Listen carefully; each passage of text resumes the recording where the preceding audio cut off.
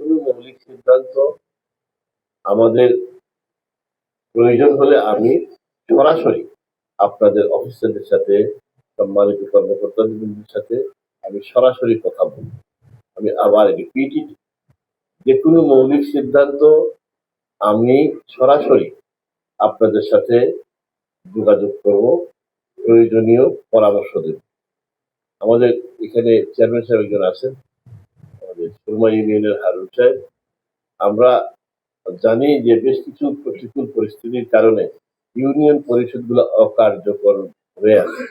এটাকে কিভাবে আইনের মধ্যে থেকে সবকিছু মেনে আমরা কিভাবে আরো বেশি কার্যকর করতে পারি, যাতে জনগণের সমস্যা না হয়, সে বিষয়ে আমরা পজিটিভ দৃষ্টিভঙ্গি নিয়ে একটি খেয়াল রাখা উচিত। আইনে যদি কাউকে বিরত রাখে বা বাধিত করে, সেটা তো আমাদের কোনো বক্তব্য না। ইউনিয়ন পরিষদ গুলা একটু কার্যকর করার জন্য লক্ষ্য রাখা উচিত নেতৃবৃন্দ। কারণ আইন শৃঙ্খলা পরিস্থিতি একটা নতুন ডাইমেনশন দেখা গেছে। এলাকায় এলাকায় মারামারি, গোষ্ঠীতে গোষ্ঠীতে মারামারি, এই প্রবণতাটা বৃদ্ধি পায়।